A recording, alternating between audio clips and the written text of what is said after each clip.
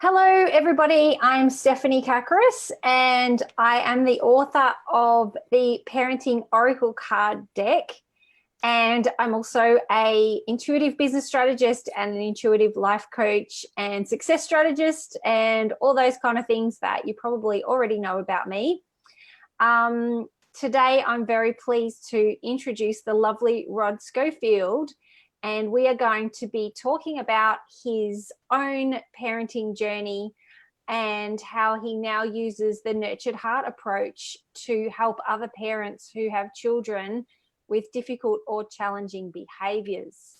Now, Rod and I met, we've known each other for over 10 years now, and we did our coach training course together, and I coached Rod for a while whilst he was doing his coach training.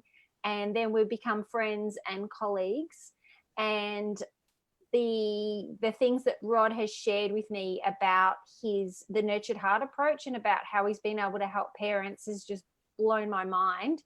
And I was so thrilled when he said that he wanted to come on board as a sponsor for my parenting oracle cards. So without further ado, welcome, Rod, and thank you so much for joining me and introducing yourself. Thanks very much for inviting me, Steph. I'm really pleased to be here. So would you like to start with sharing your own, well, introduce yourself. I'll just say introduce yourself. And yeah, no, that's fine. I'm happy to kind of go back. You've kind of touched on where I wanted to, where kind of things kicked off was when I learned to be a life coach 10 years ago. And at that stage, I'd been parent for nearly 20 years, and we were coming across some challenging behaviours with our youngest, our fourth child, and yeah, my relationship with him was really spiraling downwards. And I thought, because I'd done all that healing work and learn to be a coach, I thought that I'll be able to sort this out. But that wasn't the case. The harder I tried, the worse it got, really. And yeah, that resulted in me hitting a real low point and just having to concede that I needed to reach out for help. And that took the form of getting onto the phone and ringing the parent helpline. And that was probably one of the hardest things I've done, just admitting that what I was doing wasn't working. But it ended up being a really life-changing call. Yeah. Awesome. Normally that's really hard to share, but yeah. I could totally relate. You know, I've had issues with my own kids as well, who were quite sensitive and needed to find help, even though, you know, in theory I should have all the tools to be able to help them. I've had to seek some outside support too at times. So do you want to share, can you just tilt your screen a little bit so that we can see the top of your head, because you're a bit cut off there? That's better. Perfect. So do you want to that again? Sorry. Yeah. So do you want to share what happened after you reached out? And yeah, I do. So I'm happy to do that. So yeah, this on this call, the lady on the other end of the line helped me to see some profound things about how I was directing my energy towards Steve-O, and helped me, and also helped me to see that he was different to the other three, and so that created the I guess ultimately it's created the inspiration for me to find another way. But yeah, there was this profound sense. Well, I realized that Stephen really knew how to press my buttons. I was certainly at my wit's end. Like I was at rock bottom and felt like I tried everything. Yeah, and a really a sense of powerlessness. But this lady on the call, she got me to think about how I was directing my energy, particularly the negative energy versus positive energy. Mm-hmm. And she got me to think about if I just kind of stand back a bit and look at how I was interacting with Stephen, she got me to think about my energy in terms of bubbles above, like big balloons. And she got me to work out roughly in percentage terms how much negative energy I was giving out compared to how much positive energy. She also got me to think about the neutral, but that kind of didn't really relate to me. It was either positive or negative. Mm-hmm. And for me, that the number that I came up with, and I'm sure it's different for everyone, but I was basically 80% of my energy was being consumed with on dealing with negative things when things are going wrong. Mm-hmm. And at best, about 20% was positive. Mm. Yeah. Which is understandable when, you know, the kids have just been continuously pushing our buttons and, you know, just going on and on and on with the same behavior, no matter whether you've, you know, punished them or whether you're trying to discipline them or whether you go easy on them. And so you can just, it can easily spiral into that energetic disconnect where you're just so fed up because they're not doing what you want them to do and it's causing mayhem.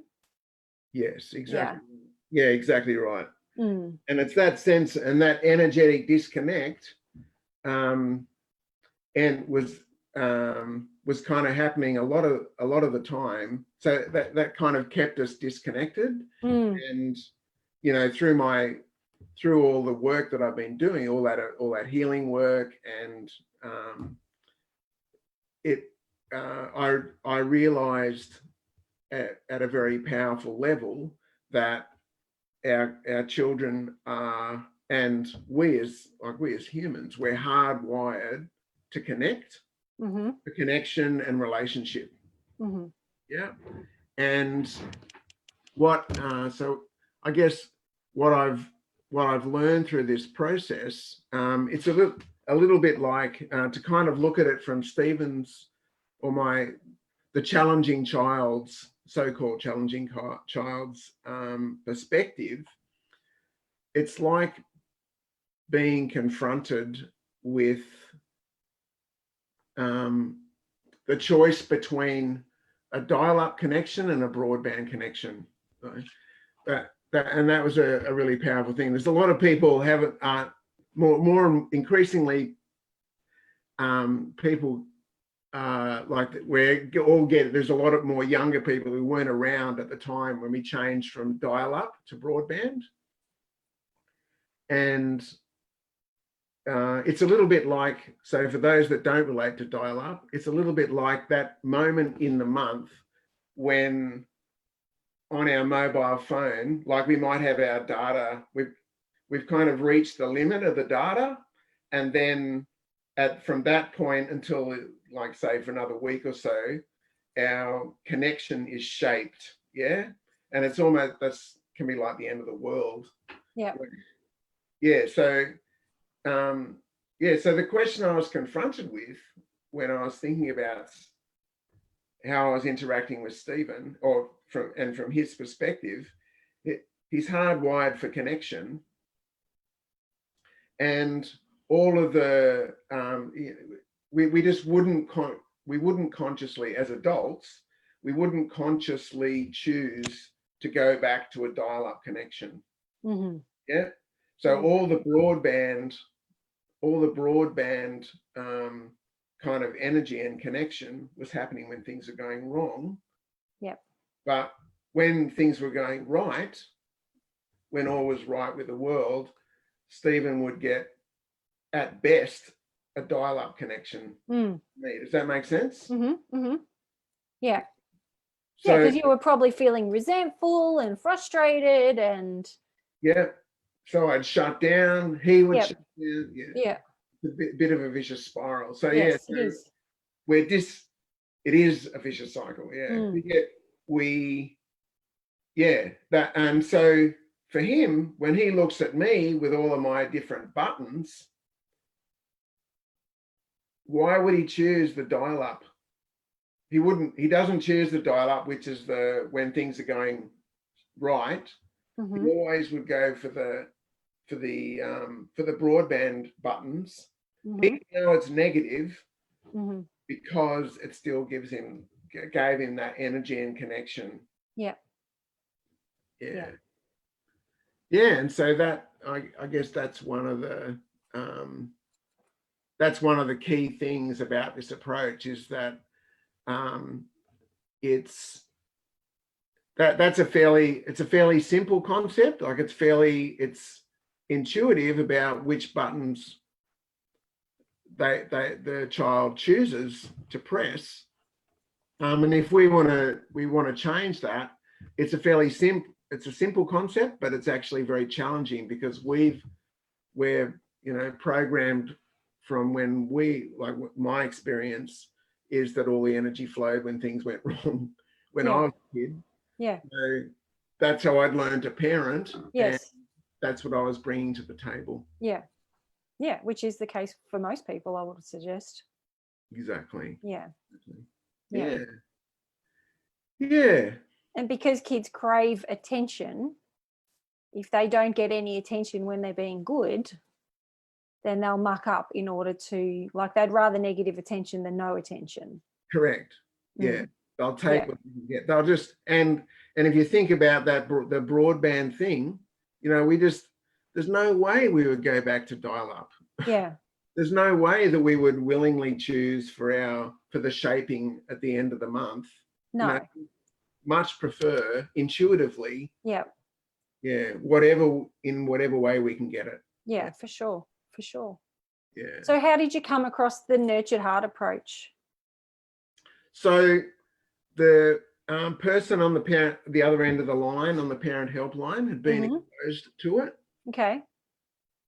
And she had read a number of books, and it was 2 calls. I kind of went away and just sat with that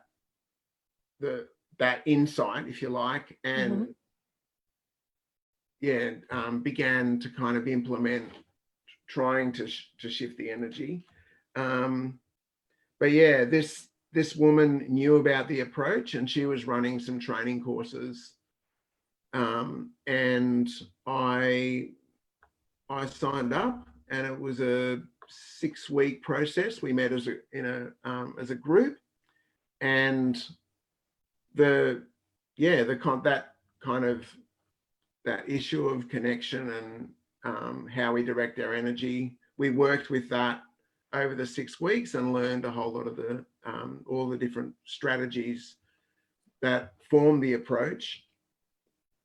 And we were just blown away. It was such a relief to do something different that worked. And did your wife do the training with you?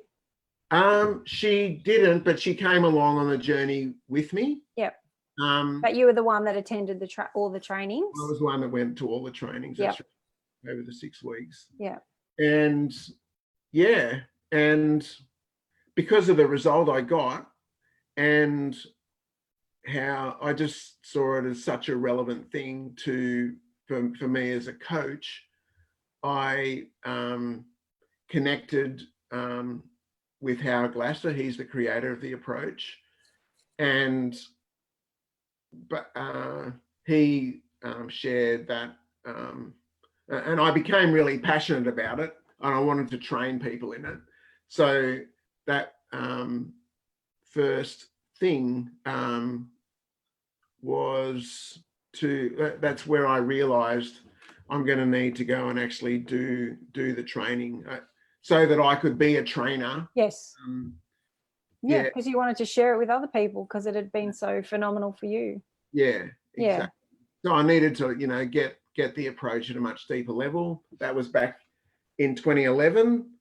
And yeah, Howard's based in Tucson in Arizona. So that's where I went in January 2011. And it's a 5-day, really intense piece of training from, first thing in the morning until quite late at night, 5 days in a row. And it was amazing. Yeah. Yeah. So just getting back to your son, would you mind sharing just a few examples of like what his behavior was like, if you mentioned to me, and your fears about, like, because I think at some point you were like, I don't know what is going to become of this child. Yes. Yeah, for sure. So I guess one of the most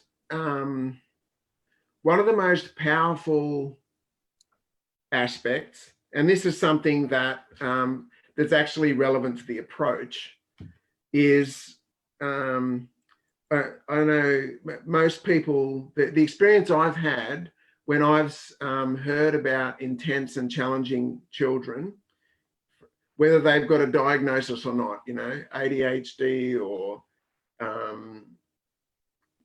mental blank. What's the new? Or autism is on the spectrum. It's a very common, being on the spectrum. All those those kind of intense behaviours. What I've noticed, very, very broad. This could be a big generalisation, but you can maybe tell me what you think. But so in Stephen's case, he would spend hours and hours and hours on video games and computer games. The one there's Minecraft is one, and there's another kind of quest style game, the name of which eludes me. But so he struggled really with doing schoolwork and being engaged at home. But when he was on the computer game, like, he was completely focused and just nothing could distract him. Yeah.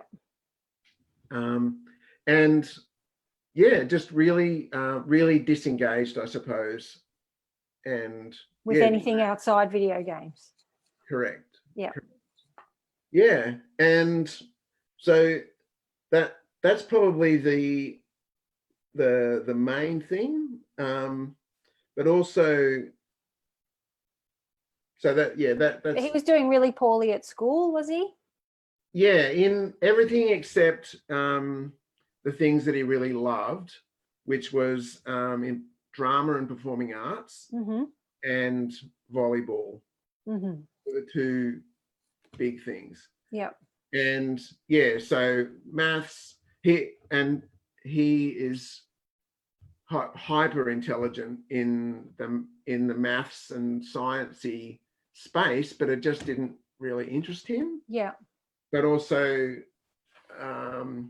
we did do some initial investigations. We were on the way, we sort of took an initial step down to get a diagnosis. And yeah, we got some feedback from the psychologist that did the assessment, and it turned out he was gifted in the areas of reading and writing, but English maybe it was because they didn't challenge him enough and allow him to progress fast enough.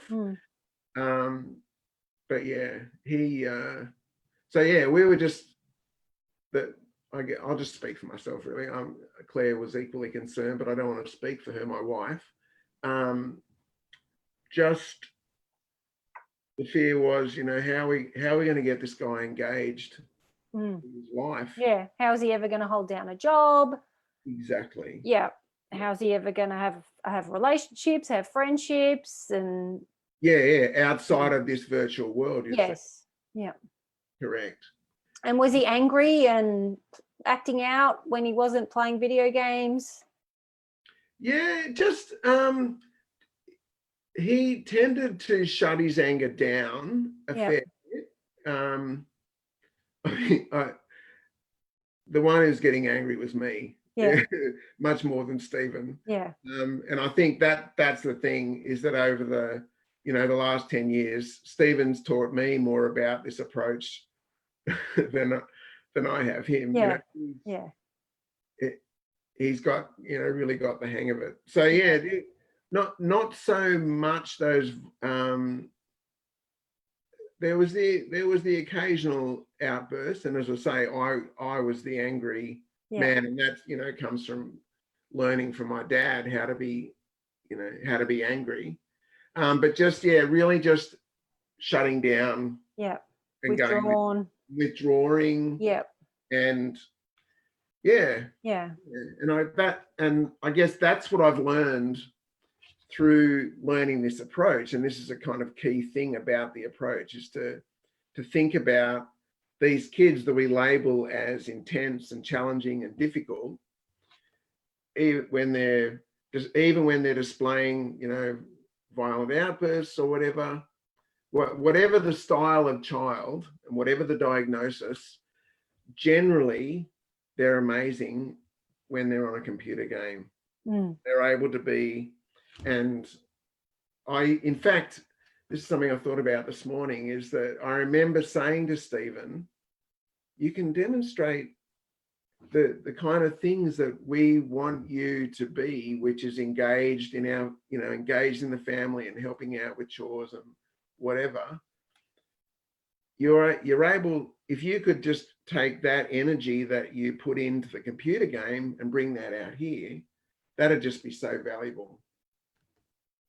And the approach actually asks that question. So what is it about computer games why can these kids that are intense and challenging and difficult in all these other contexts, what's the computer game got? And how valuable would it be if there was a way that we could interact with our child in a way that would have them interacting with their life with the same degree of focus and engagement. Yeah, totally. And enjoyment and all that. Yeah. And so the question is, and I guess if it's okay, if I can ask you the question, what do you think it is about the computer game that has these kids so engaged and focused, and like all the qualities that we want to instill, that we were hoping to instill in Stephen, and I'm sure anyone who's listening would be interested in. What do you reckon? So two things. It's challenging and fun, but it's also rewarding, because most of those games have got levels, and so there's always a reward at the end of some challenge, and the challenge is fun, and it engages their brain, especially for the intelligent kids, because I have one myself. So it's interesting and it's fun, and at the end of each thing you get a reward, so, and then you get on to the next level, and then it becomes just that little bit more challenging. But it's it's not too, like, you can choose the level. So if it gets too challenging, you can choose something else. Like if it's too hard, you've got a different game you can choose or whatever. Exactly. Yeah. So all those things are true. And I guess what I want to bring back is the sense of what we were talking about before.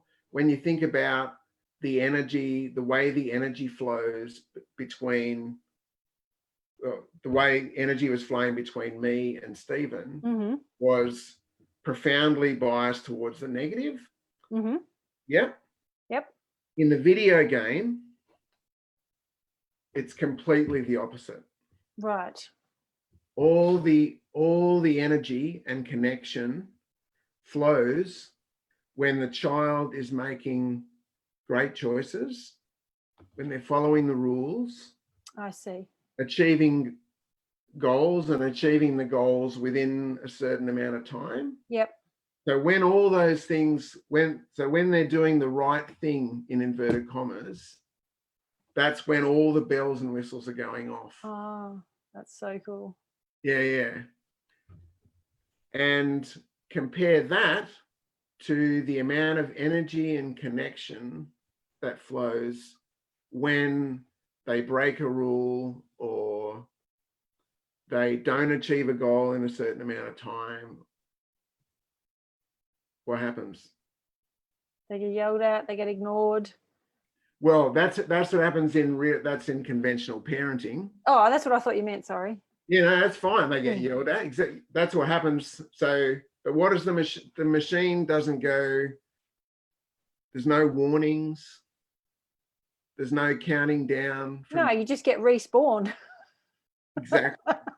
That's what they say. Oh, I'm getting respawned. I've died and now I'll just start again. That's it. Yep. Machine simply resets and goes back to the the level. The level. Yep. All the way back. The computer and then the computer or machine or whatever the game platform is, just stops. And in an instant is ready for the child to be back in the game again and to start rewarding all the good stuff. Yeah.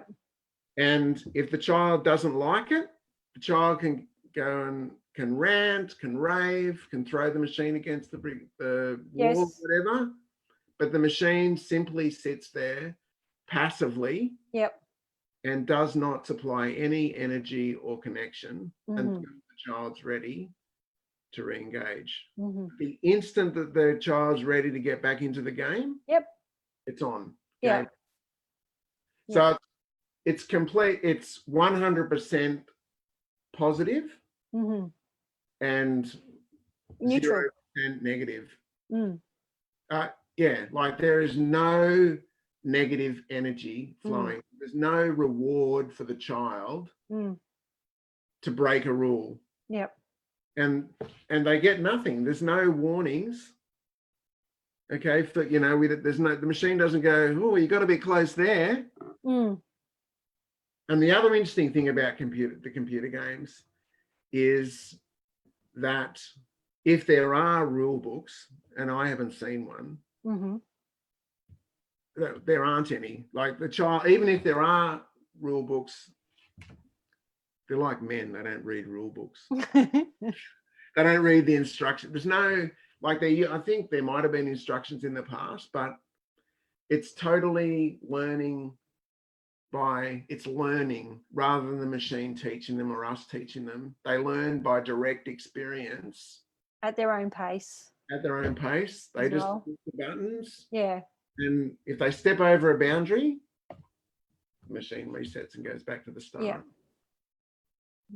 And that's really the essence of, it's not the techniques, but that's the essence. And that's how completely opposite to conventional parenting this approach is.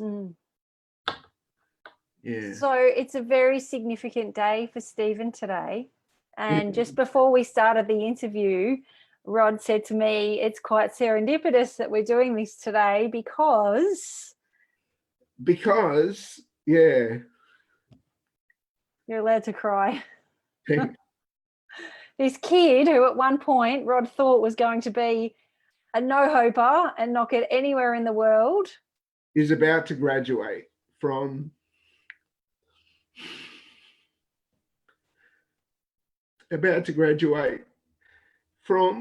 his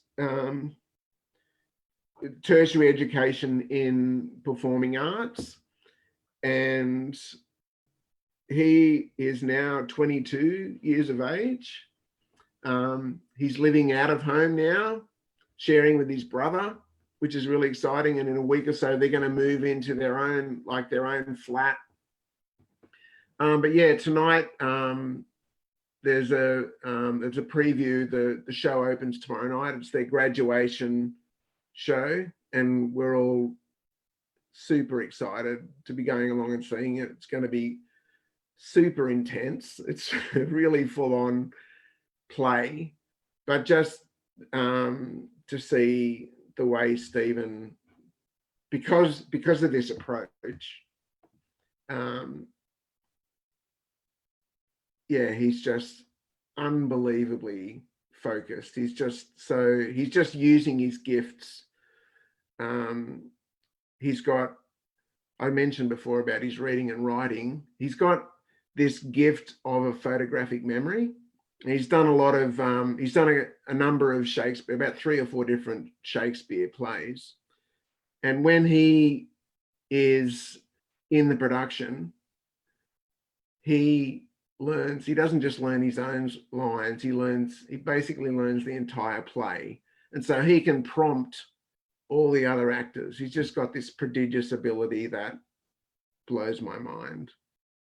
Yeah, I'm really proud. But these, our colleague Kirsty Greenshield, she posted something about pride the other day, and like, I'm not sure what the feeling is, but yeah, you just saw it. It rises up when I think about Stephen. In fact, all of my kids, like, they're great, despite the challenges, and just despite the challenges that I've had, kind of reprogramming how I parent, and my partner. We've both learned so much. So yeah, there's kind of there's a bit of, I guess, a bit of sadness, because we're stepping into this new phase where all 4 children are, fully functioning adults, and yeah, it's been amazing. Yeah, thanks for that. And if you had not found the Nurtured Heart approach, do you reckon you and Steve-O would be estranged? We would be, I think, yeah, very much so. I can't, yeah. And that thing where, that's, I said earlier, Stephen really taught me a lot about the approach. I've been away and done a lot of other work since 2011, more healing work and what have you. And we did drift, and I kind of dropped the approach a little bit. Like, it's again that sense of, I'm healing, so I get this sense that I can conquer anything. But yeah, he's inspired me to stick with it, and yeah, and I had the opportunity to go back to the US last year and refresh and recertify, so that I could deliver some training in Melbourne that I was invited across for. And yeah, I've just got it at a whole new level now. It's amazing. And yeah, I think my relationship with Stephen is probably even closer now than it ever has been. Yeah. So you can't imagine. Yeah. And would you like to share about the mum in Melbourne, single mum, 2 boys? Yeah, that was amazing. Who you were able to work with and help her? Yeah, so a lady called Sarah, who came along to the training that I delivered in Melbourne last year, and I kind of gave an intro talk. I gave an intro talk that kind of introduced the couple of concepts that I've spoken about today. But Sarah actually couldn't come to the intro, but she felt really led to come, and sent me an email and said, look, I work night shifts. I'm a single mum. I really feel like I need to come to the course. Is it okay if I come anyway? Because I explained, that the stuff that was in the couple of bits that I introduced are actually part of the course anyway. So yeah, she was more than welcome to come along. And Yeah, so Sarah had a 12-year-old and a 14-year-old, 2 sons. She was a single mum, and 10 years previously had been given some form of diagnosis. I can't remember what exactly it was, but just battled mightily, going to psychologists and different programs over the previous 10 years. Anyway, she went away from the first 2 sessions, and then there was a week to kind of practice, and she wrote me an email as we were going along. She said, I can't tell you how things have changed so much. You guys have done more for me in 2 weeks than what I've been able to struggle to get achieved over the last 10 years. You know, she had holes in all of the walls because the boys were, you know, outbursts where they'd punch holes in the wall and what have you. And, you know, we've stayed in touch, and yeah, she's got all the walls repaired and just is over the moon. And the book that the workbook that we provided her, she just refers back to that, you know, and when she feels like she's fallen off the wagon, and yeah, it's just amazing. Yeah. And there's, you know, that's the most stunning turnaround that I've seen. And there's been a number of other nearly as stunning. Yeah, it's amazing work. It's just, it's challenging, but just so transformational. Yeah. Because we're pushing up against the old way, you know, our old habits. And yeah, and I guess that's the beauty of the work that I've been able to do in parallel, is that I can support people in the implementation of the approach when it's really challenging, when the chips are down. Yeah, it's great. So how does it work? It's a 6-week process. 6-week process. Yep. And so in Melbourne, there was 2 groups of about 12 or 15 people that I ran. But I can also do it to smaller groups. That was done live. But I can also just do it like this, you know, on Zoom. Yep. So that people don't have to go out. Yep. And you're in Adelaide? I'm in Adelaide. Yeah. Yeah. So if you're in Adelaide, there's a really good play on this week. The Adelaide College of the Arts. But yeah, I'm based in Adelaide, but because the children are off our hands, I can go anywhere. Yep. Really. You know, if there's enough interest, I'll go wherever the energy is to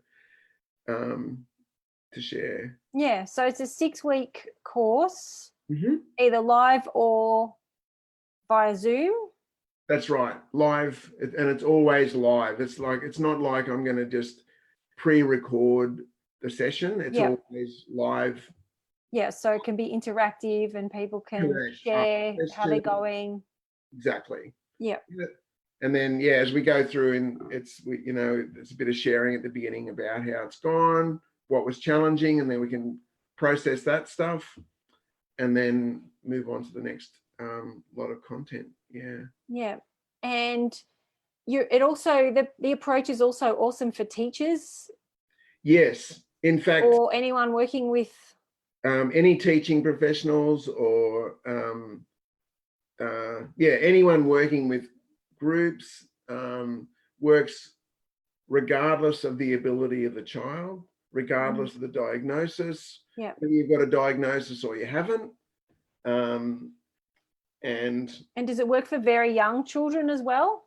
Yes, there's some pre-verbal in the training. There's a number of examples that are done via videos, and about half to 60% of that content is actually in a classroom context. So it's one teacher with a classroom using the approach. And then there's also some non-verbal, a couple of examples where it's pre-verbal, or whether the person might be a young adult who's not particularly verbal. Mm-hmm. That's probably one of the more intense examples. Mm-hmm. Yeah. Mm. Yeah. Does that make sense? Yeah, it does. Great. And before I ask you how people can get in contact with you if they're interested in working with you to help them support their children better, is there anything else that you'd like to share that we haven't covered? I don't think so, actually. No, I think we've covered it pretty much. Awesome. So if someone would like to get in contact with you to invite you, so one of the things that you do like to do is an introductory talk to parents or to teachers. Yep. So I know you've been into schools and you've been into like community centres and things like that, where they've got a group together and you've come and shared the introduction to the approach, and then, you know, invited people if anyone wants to come and work with you for the 6 weeks, either as a group, or do you work with individual parents as well? Yep, I do it both ways. Yeah. Yep. Yep. Groups, I'd be more than happy to be invited to come and give an introduction, which is a bit like, it kind of follows the way that we flowed through today, but the talk goes for about an hour, and it just introduces those key kind of Concepts. Yeah. So people can email me or message me on my Facebook page and invite me. I do prefer to be invited. Yep. Rather than me, you know, pushing myself onto people. I'd rather, if what I've said resonates, to be invited. Yeah. Just so Facebook, my Facebook page, Transform Your Difficult or Challenging Child, or my email address is rod@difficultchild.com.au. And people, you can send me an SMS even if you would like. 0407 406 312. I'll be happy to take a call, and just be aware that I'm about to go away for a week. So I'll be on holidays, but I'll be contactable. Yeah. Brilliant. Thank you so much for coming on and sharing about your approach. I absolutely love the sound of it. I love what you're doing. I know that there are so many parents out there that are just at their wits' end and just have no clue about what to do with their children, and, you know, for you to be able to help them in such a beautiful, nurturing, loving way without harsh discipline and punishments and hurtful, you know, parenting things that some people would recommend, which don't work anyway. You know, I just love it, and keep going with sharing your gifts with the world. And I look forward to talking to you again sometime. Great. Thanks for inviting me on, Steph. I really appreciate it. Blessings to you. Blessings to Bye, everyone. Thanks for watching. If you've got any questions, if you're watching this on the replay or anything, please pop a question in the comments box, and Rod or I will get back to you. Or if you want to message myself or Rod for more information, please do so. Thanks for watching, and we'll catch you again another time. Bye now. Bye.